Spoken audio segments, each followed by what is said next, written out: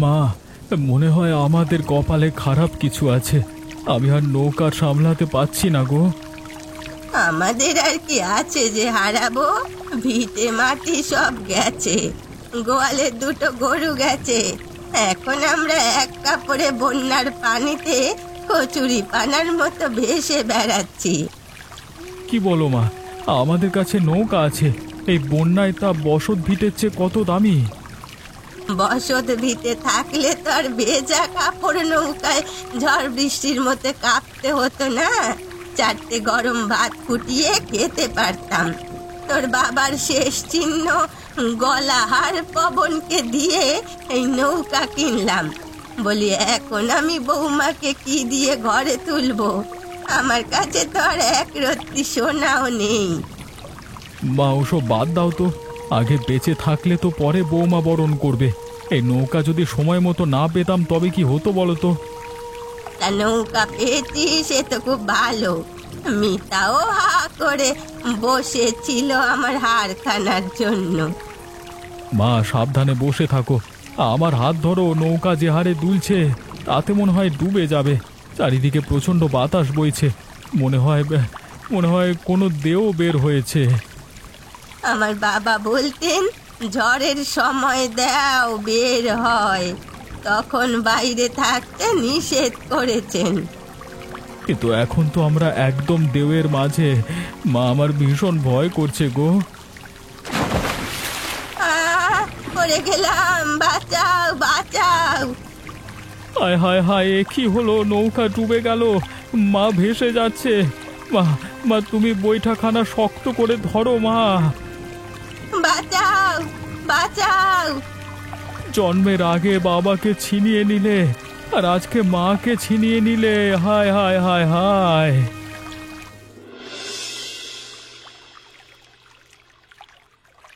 ওটো ওটো বুড়িমা, চোখ খোলো। আমি কোথায়? তুমি কে? আমার খোকা কোথায়? তোমাকে জলে ভেসে আসতে দেখে তুলে নিয়েছি। আমি হরেন মাঝি গো, বলতে পারো তোমার খোকা। আমার খোকা? আয় ভগবান, তুমি আমাকে কোন পাপের সাজা দিলে? আমার খোকাকে আমার কাছ থেকে কেড়ে নিলে। তোমার খোকার নাম কি মা? আমার ছেলের নাম তমাল। বন্যায় আমাদের বসত ভিটে গরু সব ভেসে গেছে। আমার গলার হার দিয়ে পবনের কাছ থেকে নৌকাটা নিয়েছিলাম। হঠাৎ ঝড় উঠে নৌকা উল্টে যায়। আমি খোকার হাত ধরতে চেষ্টা করেছিলাম, কিন্তু বন্যার পানির স্রোতে ভেসে যায়। শুধু মনে আছে খোকা মা মা করে খুব কাঁদছিল। তারপর আর মনে নেই। তা দুঃখ করো না, দেখো আরে নৌকায় ভাসতে ভাসতে ছেলের খোঁজ পেয়েও যেতে পারো। তা রুই মাছের পেটি দিয়ে ভাত খাও। আমি তো ভাত খাবো না। আমি খোকার মুখ না দেখে কিছুটি মুখে দেব না। 3 কুলে আমার আর কেউ নেই, এই শুধু খোকা ছিল। কাল রাতে আমি খোকাকে হারিয়ে ফেলেছি। সে কি কথা? না খেলে তো মরে যাবে। তোমার খোকাকে কিভাবে খুঁজে পাবে? তোমার খোকার কাছে তোমাকে ফিরিয়ে দেব, কথা দিলাম। অত চিন্তার কি আছে? নৌকা উল্টে গেছে, আবার ঠিক করে হয়তো তোমাকে খুঁজে বেড়াচ্ছে। আমার খোকাটা কিছু খেয়েছে কিনা কে জানে। আমার খোকা না থাকলে আমি বৌমা আনবো কি করে? কত শখ, ফুটফুটে নাতি হবে আমার। আমি ওকে কোলে নিয়ে পাড়া বেড়াবো। কিছু মুখে দাও তোমা। এই দুর্দিনে কেউই ভালো নেই। আমার পোয়াতি বউ বাপের বাড়ি ছিল, প্রসব বেদনা উঠে ঝড়ের দিনে বিনে চিকিৎসায় মারা গেছে। মুখে আগুন দিতে পারিনি, লাশ ভাসিয়ে দিয়ে নৌকা নিয়ে বেরিয়েছি। কি করব? পেট তো শোক মানে না। আমাদের মতো গরিবদের শোক কি বড় লোকদের মতো বসে বসে দেখানো মানায়? আমাদের যত কষ্ট সবই তো ভাতের জন্য। খোকা পৃথিবীতে আসার আগেই ওর বাপ মারা যায়। তারপর ওকে রেখে আমি কোনোদিন এক লকমা ভাত মুখে দেইনি। আমরা 2 দিনে উপোস ছিলাম। খোকার মাছের পেটি খুব পছন্দ। আমি খোকাকে সব সময় মুখে তুলে ভাত খাইয়ে দিয়েছি, এই প্রথম খোকাকে রেখে ভাত খাচ্ছি। থাক থাক, দুঃখ করো না। তোমার এক খোকা নেই তো কি হয়েছে, আমি তো আছি। যতদিন তোমার খোকাকে খুঁজে না পাও ততদিন আমি তোমার খোকা।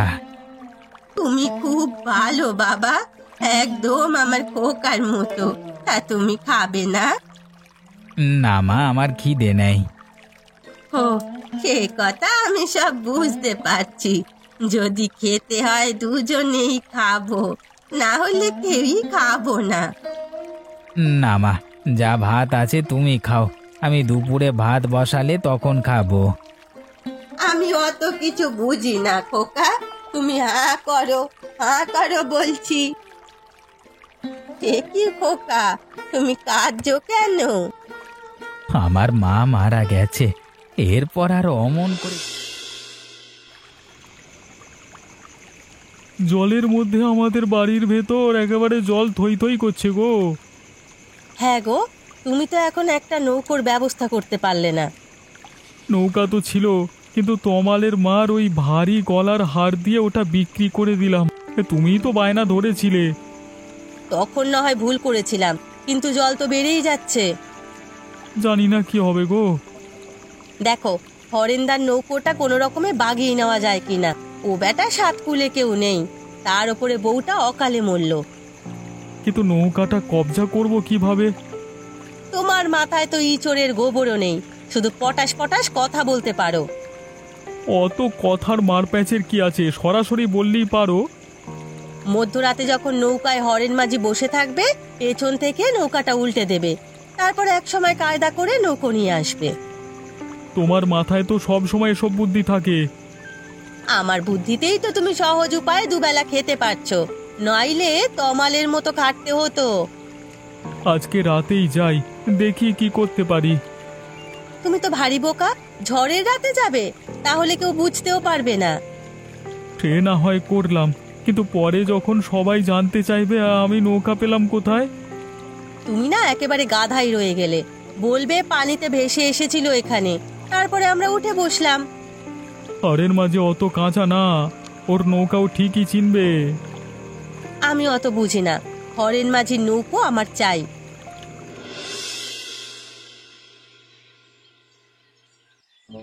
মাছ বিক্রি করতে এসেছো না বউ বিক্রি করতে? হ্যাঁ গো, তোমার জোয়ান বউ তো, তাই একখানা বুড়ি তোমার গলায় ঝুলিয়ে দিতে চাই, যদি পারো কিছু বকশিস দিও। তাই গো তাই, তা বড় মুসিবতে পড়ে গেছি হারান। এই কি মুসিবত? তোমার বউ কি আবার কোনো মহাজনের হাত ধরে পালালো নাকি? ওই বউই তো মুসিবত। আরে চারিদিকে বন্যার পানি, কখন কি হয়ে যায়। তা তোমরা নৌকায় এসে পড়ো, আর কদিন পরেই তো বন্যার পানি নামতে শুরু করবে। সে কি করে হয়?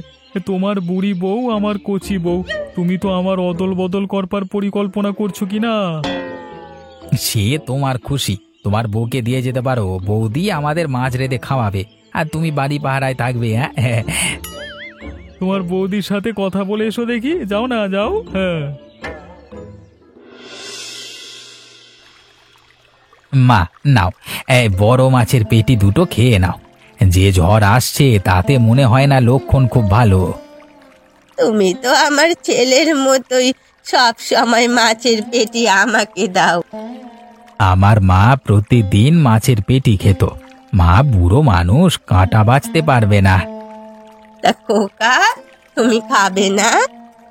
মাছের মাথা নিয়েছি।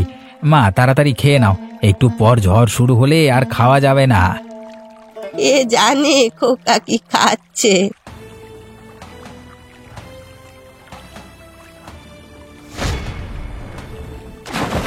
হায় ভগবান, আমি কোথায়? আমাদের নৌকার কি হাল? নৌকার কথা ভেবে কাজ নেই মা, আগে আমাদের বাঁচতে হবে, বেঁচে থাকলে তো আবার নৌকা বানানো যাবে। আমরা এখন কোথায় যাব? আমি অপয়া যে নৌকায় উঠি তার পয় থাকে না। থাক মা, দুঃখ করো না, ওপরওয়ালা ঠিকই একটা পথ বের করে দেবে। ভগবান, তুমি আমাদের সাহায্য করো। নতুবা আমার খোকা তো জলে ডুবে মারা যাবে। মা, কোনো নৌকা যেতে দেখলে আমাকে বলো কিন্তু, কেমন? না রে খোকা, মাত্র ভাত মুখে দিতে নিয়েছিলি আর অমন সময় নৌকা উল্টে গেল। নৌকায় আমাদের বহুদিনের জমানো ব্যাংকের টাকা ছিল, তাও তো চলে গেল মা। এখন জানি না কতদিন এভাবে থাকতে হবে। খোকার তো গা জ্বরে পুড়ে যাচ্ছে। আমি একেবারে পথের ফকির হয়ে গেলাম, আমার আর কিছুই রইলো না। দুঃখ করো না খোকা, আমার খোকাকে পেলে সেই নৌকা তোমাকে দিয়ে দেব। সেই সব নৌকা দিয়ে তুমি আবার নদীতে মাছ ধরবে। পেটে ক্ষুধায় আর পারছি না, মা আমাকে কিছু খেতে দাও। ভগবান, তুমি আমাদের দিকে মুখ তুলে তাকাও, আমার খোকাকে কিছু খেতে দাও। এই তো কোথা থেকে আম ভেসে আসছে, কারো গাছের আম বোধ হয়। নে খোকা, কিছু খেয়ে নে, দেখবি এতে তোর জ্বর কমবে। আমগুলো খেতে খুব মজা।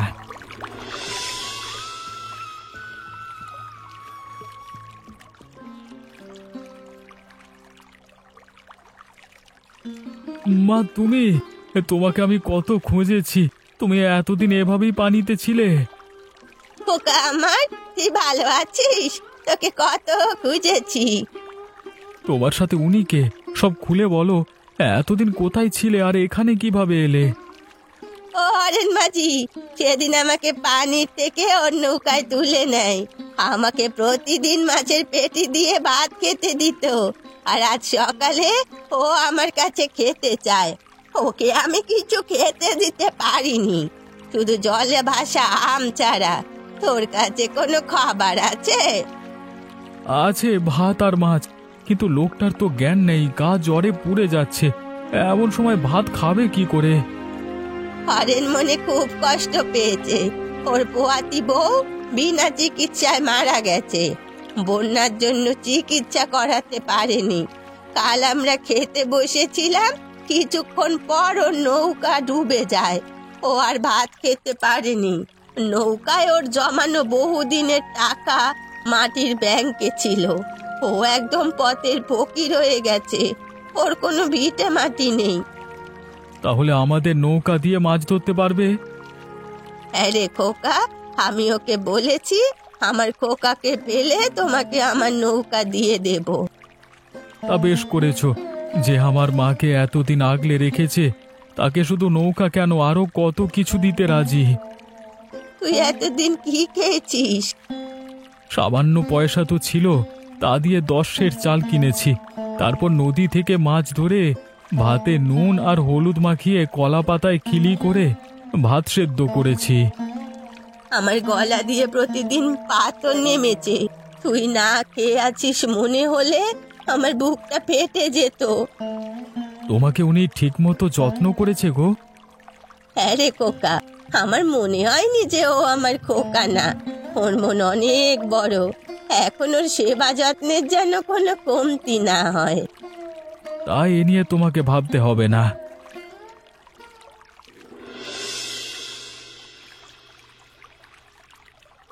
হরেন মাঝি, দেখ আমাদের নতুন নৌকা, কি সুন্দর চকচকে। আরে তোমার নৌকা কোথায়? তুমি অমন বাঁদরের মতো অন্যের নৌকায় ঘোরাঘুরি করছো কেন? এই নৌকা তুমি কোথায় পেলে? তোমাকে তো আমার নৌকায় আশ্রয় দেবো বলেছিলাম, তাহলে তুমি আমার নৌকায় কেন ছিনিয়ে নিলে? বন্যার পানিতে নৌকা ভেসে আসছিল, তারপর আমি আর গিন্নি উঠে পড়লাম। আমার বাড়ির আঙিনায় যখন পেয়েছি, তাহলে এটা আমার নৌকা। বাহ, নৌকা পেলে আর অমনি উঠে পড়লে? নৌকার মালিক কে তা জানবার প্রয়োজন মনে করলে না? আর তোমার গলায় যে কাপড়ের টুকরো, তা তুমি কোথায় পেলে? তা দিয়ে তোমার অত মাথা ব্যথা কিসের? আমার বউয়ের শাড়ির আঁচল। নিজের বউকে তো খেয়েছো, এখন নজর আমার বউয়ের দিকে। এই তোমাকে সাবধান করে দিচ্ছি, এই শেষবারের মতো আমার বউয়ের দিকে নজর দেবে না। বাজে কথা বলবে না। তোমার ভেতরের রূপ আজকে আমার কাছে প্রকাশ হয়ে গেল।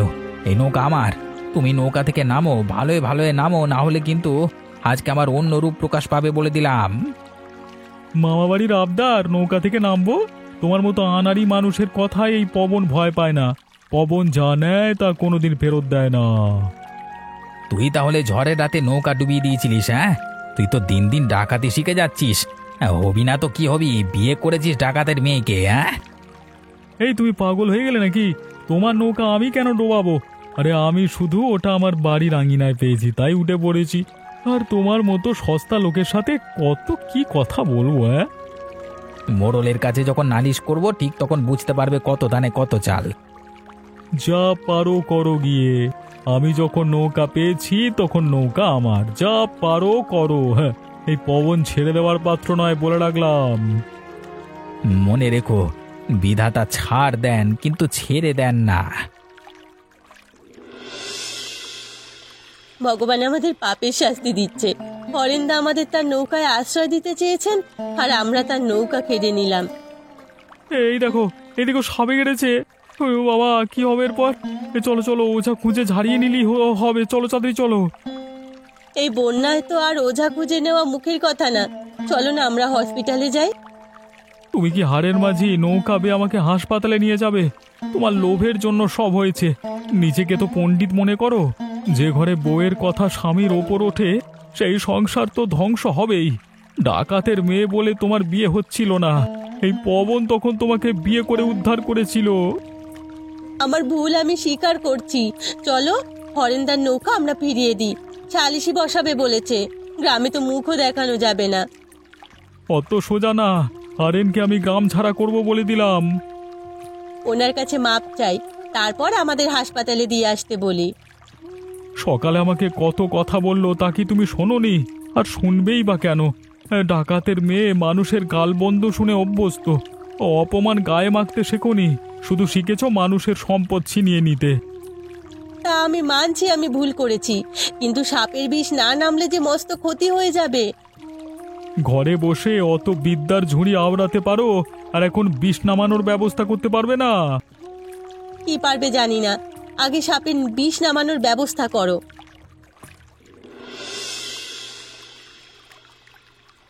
তমাল, তুমি মাছের মাথা আমাকে দিয়ে দিলে।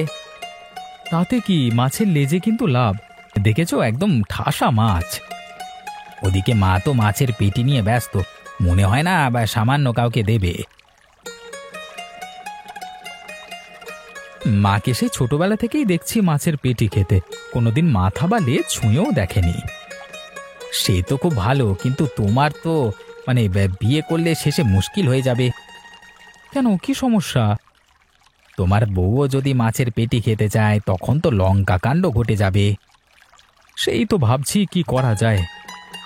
আমার বউ মাছের পেটি খেতে পছন্দ করত, আমার মাকে দেখেছি মাছের পেটি খেতে। ভারী মুশকিল হয়ে গেল রে বাবা। এখন তো বিয়ে করব কিনা ভাবছি। মা তো কিছুতেই নিজের মাছের পেটি ছাড়বেন না। দেখে শুনে বিয়ে করবে, যে মেয়ে মাছের পেটি খায় না তাকে। তা অমন মেয়ে কোথায় পাবো? তা একখানা আছে গো। তার নামখানা আমাকে একটু শোনাও তো। পবনের বউ মিতা। সে তো সাক্ষাৎ শাকচুন্নি।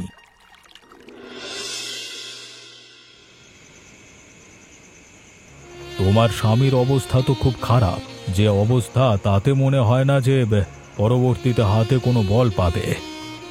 ওর হাতে যদি বল না থাকে তাহলে ও কাজ করবে কিভাবে? তা যদি কিছু আগে আনতে তাহলে তো ভালোই হতো। এখন তো এখানে অত চিকিৎসা করা সম্ভব না। তুমি শহরে নিয়ে যেতে পারো কিনা দেখো। আমি ওকে কিভাবে শহরে নিয়ে যাব? বন্যার মধ্যে পথঘাটের চিহ্ন আছে কি? তাও কথা। তাছাড়া অত খরচ তুমি যোগাবে কিভাবে? আমার কাছে একটি সোনার হার আছে, ওটা রেখে যদি আপনি ওর চিকিৎসা করাতে পারেন। তোমার সোনার হার দিয়ে আমি কি করব? আরে তুমি বরং শ্যাকরার কাছে নিয়ে গিয়ে বিক্রি করে সেই টাকা দিয়ে ওকে শহরের বড় ডাক্তার দেখাও। এই বন্যায় কিভাবে করব? চারিদিকে পানি থই থই, সাপে কিলকিল করছে। চারটে যে ভাত ফুটিয়ে খাবো তার জো নেই। তুমি যত দেরি করবে তোমার স্বামীর অবস্থা ততই খারাপ হয়ে যাবে। হায় ভগবান, তুমি আমাদের পাপের সাজা দিচ্ছ। তোমরা কি এমন পাপ করলে যে এমন হলো? আমি কিছু ওষুধ লিখে দিচ্ছি, ওসব খাইও। এতে করে শরীরে বিষ বেশি ছড়িয়ে পড়বে না। সব আমাদের কর্মফল। আমি যদি আমার স্বামী সব সময় ভালো বুদ্ধি দিতাম তাহলে আজ এরকম কিছু হতো না। অত কথা না বাড়িয়ে ওষুধগুলো খাওয়াও। বেশি দেরি করলে পুরো শরীরে বিষ ছড়িয়ে পড়বে, তখন আর বাঁচানো যাবে না। এই আমি উঠলুম। তা হরেন মাঝি, তুমি অন্যের নৌকা চালাচ্ছ, মানে আবার অন্যের নৌকার মাঝি হলে কেন? তোমার নৌকা কোথায়? তা কি বলবো, সবই কপাল। আজকে আমি পথের ভিখিরি। সবটা খুলে বলো, কি হয়েছে? কি বলবো, পবনের স্বভাব তো জানেনি, তার উপর বিয়ে করেছে ডাকাতে মেয়ে, এখন পবনও ডাকাত হয়ে গেছে। তা কি হলো, খুলে বলো। আমিও এক বুড়িমা নৌকায় ছিলাম, ঝড় শুরু হবে হবে অবস্থা, এমন সময় পবন নৌকায় মুখ বেঁধে এসে ডুবিয়ে দেয়। আমি কোনো রকম অন্য এক নৌকায় আশ্রয় নিয়েছি। সেখানে বহুদিনের জমানো টাকা মাটির ব্যাংকে ছিল। আমার পোয়াতি বউয়ের জন্য চিকিৎসা করবার জন্য জমিয়েছিলাম, তাও নিয়ে গেছে। আমার বউয়ের বন্যার জন্য চিকিৎসাও হলো না, সৎকারও হলো না। মাঝখান থেকে সব টাকা পবন নিয়ে গেল। ও, মিতা তাহলে এই জন্যই হাসপাতালে বসে কাঁদছিল। ওদের পাপের ফলে নাকি পবনকে সাপে কেটেছে। মনে হয় না হাত দিয়ে কোনো কাজ করতে পারবে। হাতে কি হয়েছে পবনের? হাতে যা ছিল তাই দিয়ে প্রাথমিক চিকিৎসা করিয়েছে, কিন্তু শহরে নিয়ে ভালো চিকিৎসা করাতে পারলে হয়তো বিপদ কেটে যাবে। একা মিথার পক্ষে তো আর পবনকে নিয়ে শহরে যাওয়া সম্ভব না। তা এবার বেশ হয়েছে, যেমন করব তেমন ফল। তা তুমি এই সুযোগে নৌকা নিয়ে নাও। শুধু নৌকায় নেব না, ওদের সারা গ্রামের সামনে বিচার করব। আমি বন্যা কমলি বিচার বসাবো। তা তোমার যেমন ইচ্ছে। দেখো, জল আস্তে আস্তে নামতে শুরু করেছে। অবশেষে আবার ভিটে মাটি ফেরাতে পারবো। মা একদম হাঁপিয়ে উঠেছে, সবসময় কেমন মন মরা হয়ে থাকে। আমার বসত ভিটে নেই, আমি তো নদীতেই থাকবো। তোমার বসত ভিটে কি হয়েছে? এককালে সবই ছিল, আজ কিছুই নেই, আমি পথের ফকির। তোমার জন্য একটা সুখবর আছে। পবন আর মিতা সালিশের ভয়ে গ্রাম ছেড়ে পালিয়েছে। হরিপদ আমাকে বলেছেন তোমাকে যেন হাসপাতাল থেকে তোমার নৌকা নিয়ে আসতে বলি। পবন আর মিতা চুরির দায় এড়াতে গ্রাম ছেড়েছে, আর কি যে ভালো লাগছে। তুমি তোমার নৌকা ফিরে পেলে, এবার কি করবে? নদীতে মাছ ধরবো, তারপর আবার টাকা জমিয়ে বিয়ে করব। আর তুমি কি করবে? আমি ভাবছি কিছু একটা করব, নইলে মাকে মাছের পেটি খাওয়াবো কি করে। আমার সাথে নদীতে চলো, মাছ ধরতে পারবে, তাতে বেশি টাকা রোজগার করতে পারবে। তা দাদা, তুমি বৌদিকে বিয়েতে কি দিয়েছিলে? তা আমি আর কি দেব, সোনার নোলক কিনে দিয়েছিলাম, আর বিয়ের আগে থেকেই মাটির ব্যাংকে টাকা জমিয়েছিলাম বাচ্চা বউয়েদের জন্য। কিন্তু না পারলাম সৎকারটুকু করতে, বন্যায় সব চলে গেল ওই ডাকাত পবনের পেটে। দেখো, মায়ের মনে কোনো চিন্তা নেই, এক মনে খাচ্ছে। সেই ছোটবেলা থেকেই দেখছি মাকে মাছের পেটি খেতে। তা কেবল মাকে মাছের পেটি খাওয়ালে হবে? আরে মাথা আর লেজ খাবার মানুষও আনা যায়। সেই মানুষ কোথায় পাবো? সেই মানুষ পেতে হলে বিয়ে করতে হবে। কিন্তু সোনার হার তো নৌকা কিনতে গিয়ে শেষ, বউ আনবো কি দিয়ে? সোনার নোলক দিয়েও বউ বরণ করা যায়, আমি করেছিলাম না, কপালে তো সইল না। থাক, দুঃখ করো না। আমরা দুই ভাই আবার নদীতে মাছ ধরবো, শেষে একসাথে শুভক্ষণ দেখে বিয়ে করবো। হ্যাঁ, একসাথেই বিয়ে করব, তারপর মাকে বড় মাছের পেটি দিয়ে ভাত খেতে দেব প্রত্যেক দিন।